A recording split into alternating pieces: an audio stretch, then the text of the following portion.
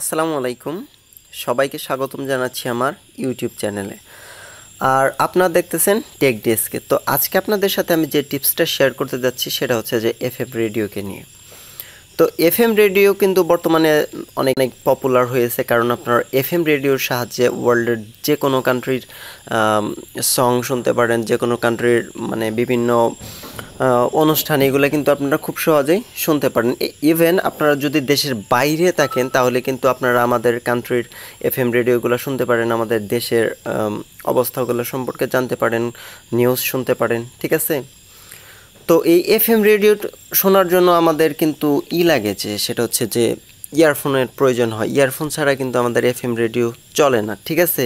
তো বেশিরভাগ ফোনেই ইয়ারফোন ছাড়া এফএম রেডিও চলে না। তো আপনাদেরকে আজকে আমি দেখাবো যে আপনার কোনো প্রকার ইয়ারফোন ছাড়াই কিভাবে আপনারা এফএম রেডিওটি শুনবেন, ঠিক আছে। তো আপনারা দেখতেছেন টেক ডেস্কে, আর সাথে আছি আমি আকাশ। যারা এখন পর্যন্ত আমার চ্যানেলটিকে সাবস্ক্রাইব করেননি তারা প্লিজ সাবস্ক্রাইব করে নিন, আর যারা সাবস্ক্রাইব করেছেন তাদেরকে অসংখ্য ধন্যবাদ। তো আমরা চলে যাচ্ছি আমাদের কাজে। আপনারা আপনার ফোনের গুগল প্লে স্টোরটি ওপেন করবেন। তো গুগল প্লে স্টোর ওপেন করার পর আপনারা সার্চ বারে গিয়ে সার্চ করবেন হচ্ছে এফএম রেডিও, ওকে। তো এইটা লিখে সার্চ করবেন। তো সার্চ করলেই আপনার একটা অ্যাপ্লিকেশন চলে আসবে, এই আপনার রেডিও এফএম লেখা, যে আপনার এই যে একটা আমার যে টাইম উঠতেছে দেখতে পাচ্ছেন, এটার পাশে যে রেডিওটা লেখা আছে রেডিও এফএম, এটা ওপেন করবেন, ঠিক আছে। তো এটার রেটিং হচ্ছেন 4.3 এবং 10 মিলিয়ন ডাউনলোড, দ্যাট মিন্স সফটওয়্যারটা অনেক ভালো। তো এটা আপনি করার পর আপনার ফার্স্ট টাইম আপনার ইনস্টল করবেন, জাস্ট একটু টাইপ লাগবে। তো প্রথমে আপনার এই অ্যাপ্লিকেশনটাকে ইনস্টল করে নেবেন, ঠিক আছে।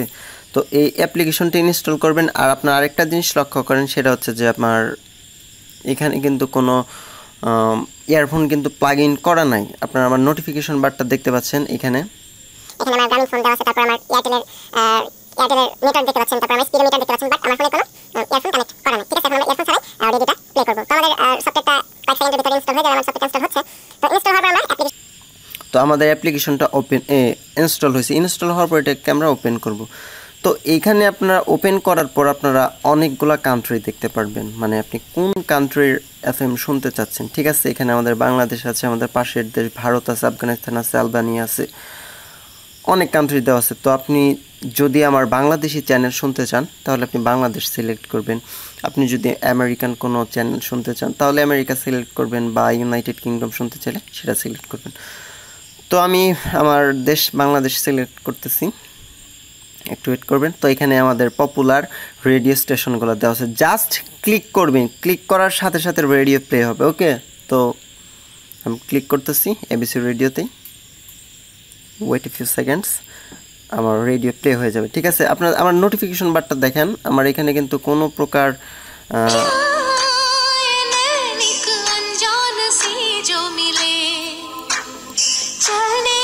আমি স্টপ করে দিচ্ছি। তো আপনারা দেখতে পাচ্ছেন যে আমার এবিসি রেডিওটা কিন্তু আমার প্লে হয়েছিল। এবিসি রেডিওতে একটা হিন্দি গান চলতেছে। তো আরেকটা জিনিস দেখেন, রেডিও 4 দেখি কি হচ্ছে।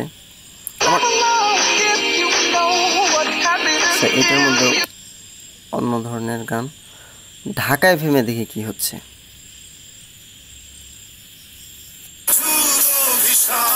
বাহ, জেমসের গান, আমাদের গুরুর গান হচ্ছে, ঠিক আছে। তো আপনারা এইভাবে চাইলে কোনো প্রকার ইয়ারফোন ছাড়া, মানে কোনো হেডফোন ছাড়া আপনারা এফএম রেডিও শুনতে পারবেন, ঠিক আছে।